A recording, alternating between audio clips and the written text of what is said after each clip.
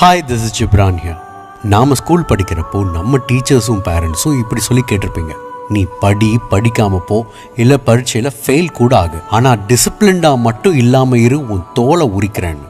அப்போ நமக்கே தோணியிருக்கும், அந்த ஒழுக்கத்தில் அப்படி என்ன ஸ்பெஷல்னு. அந்த ஸ்பெஷாலிட்டியை தான் நான் இன்னைக்கு சொல்ல போகிறேன்.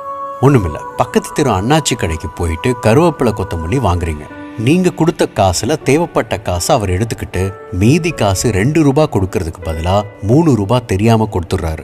இப்போ உங்கள் மனசுக்குள்ள ஒரு குரல் கேட்கும், அப்படியே திரும்பி பார்க்காம போயிடு, 1 ரூபாய்க்கு ஒரு சூயிங்கம் வாங்கிக்கலாம் ஜாலின்னு. ஆனால் ஓரத்தில் இன்னொரு குரலும் கேட்கும், 1 ரூபானாலும் அது அவரோட காசு, நம்மளோடது இல்லை. மற்றவங்களோட பொருளுக்கு ஆசைப்படுறது தப்பு தானே. அப்புறமா அவரா பார்த்து கண்டுபிடிச்சா இன்னும் அசிங்கமாக போயிடும். ஒழுங்கா அந்த 1 ரூபாயை அவர்கிட்டயே கொடுத்துரு, அதுதான் நல்லதுன்னு. இந்த 2 குரல்களில் 2ஆவதாக நம்ம தலையில் கொட்டு வச்ச குரலோட பேரு தான் ஒழுக்கம். நாம டபுள் டிகிரி வச்சிருக்கலாம், ஆனால் ஒரு சாதாரண டிகிரி காஃபி சர்வ் பண்ணுற வெயிட்டரை மரியாதை இல்லாமல் விரல் நீட்டி நீவா போன்னு ரூடாக பேசுவோம்னா அந்த 2 டிகிரி சர்டிஃபிகேட்ஸும் சாதாரண 2 A4 ஷீட் பேப்பர்ஸ் தான்.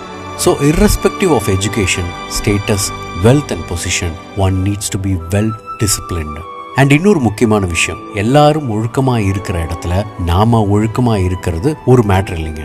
சுற்றி இருக்கிற யாருமே ஒழுக்கமாக இல்லைனாலும் அந்த இடத்துல கூட நாம் எவ்வளவு கட்டுப்பாடாக ஒழுக்கமாக இருக்கோங்கிறதுல இருக்குது நம்மளோட மதிப்பு. ஆல்கஹால், சிகரெட்ஸ், ட்ரக்ஸ் இது எதுவுமே கிடைக்காத இடத்துல இதெல்லாம் கன்சியூம் பண்ணாமல் இருக்கிறது ஒரு விஷயம் இல்லை. ஆனால் இது எல்லாம் கிடைக்கிற ஒரு இடத்துல பக்கத்தில் இருக்கிறவங்க கிளாஸில் ஊற்றி நமக்கு ஊட்டி விட்டாலும், சுற்றி இருக்கிறவங்க ஃபுல் ஹேங் ஓவரில் சுருண்டு கிடந்தாலும் நாம் செல்ஃப் கண்ட்ரோலோட எதையும் தொடாமல் இருக்கிறது தான் உண்மையான ஒழுக்கம்.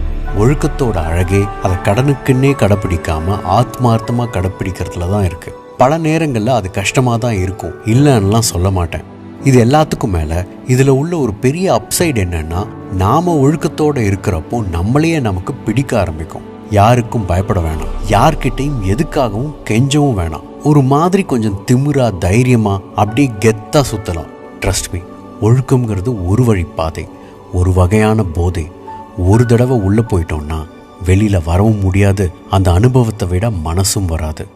உன் வாழ்க்கை உன் கையில்.